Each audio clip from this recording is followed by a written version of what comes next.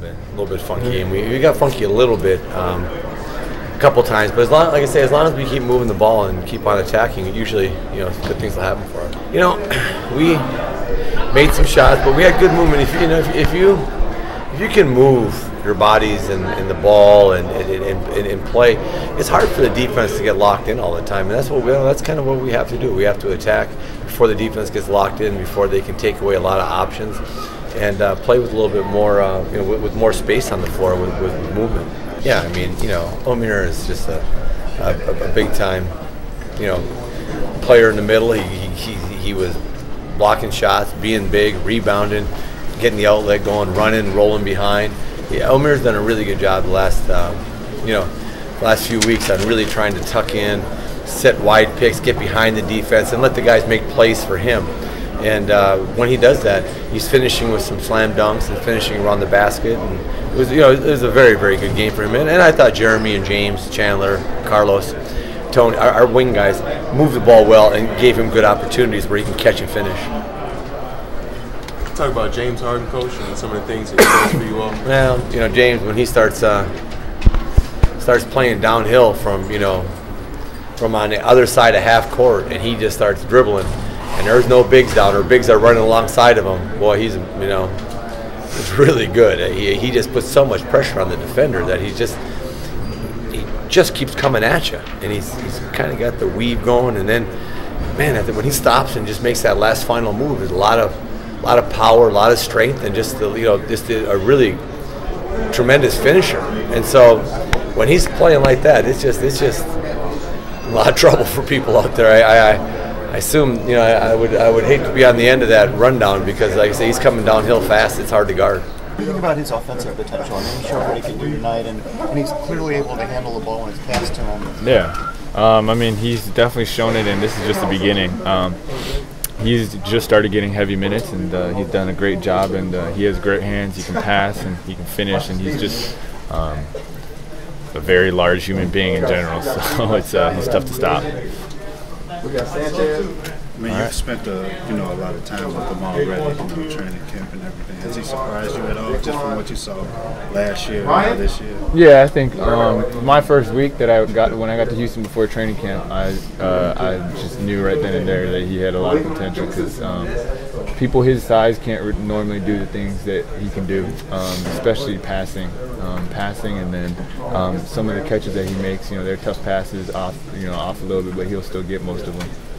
Is he more talkative around you guys? Slowly, we're trying to get that out of him a little bit. Houston is a very young team. We've been trying to create our identity, and we're in the midst of doing that. And then in New York is a more veteran team, and there's a lot of proven stars on that team. So I would say that's the difference. We're just going to try to think about it from a big picture, long haul perspective, and I think we're happy with where we're at in terms of the last few games, but things can change quickly in this league. Last question. I have a question.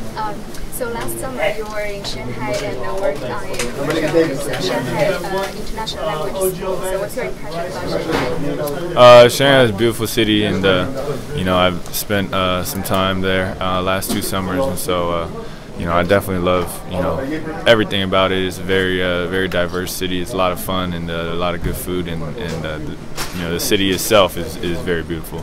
Everything was bad. Terrible Christmas. We just we didn't play with the right edge. Just real disappointing loss. Joe, why do you think Omier was able to have so much success? I think he was great, just rolling to the basket off pick and rolls. They play 4 out, 1 in, and he was able to get a lot of easy things around the rim. I think we should have fouled him more around the rim, made him earn it a little bit more around the rim, but he played very well. Joe, Thibs also takes blame for a game like this. Is that fair on his part to do something like that? Whatever, man. At the end of the day, we just got to go out there and play with the better edge. Collectively, we didn't play as well as collectively. We haven't played good basketball in a couple games now. Omer Asik, since he's been in the league? Is he that much improved in your eyes from one year to the next? I mean, stats don't lie. He's doing way better, But at the same time, that's every guy, has got to be accountable for getting better, within himself. And, I think he's done that, and I mean he's been a big that's has always been on the court, that's always caused havoc, and he did that tonight. Just how difficult it is, James Harden, especially stopping him in transition.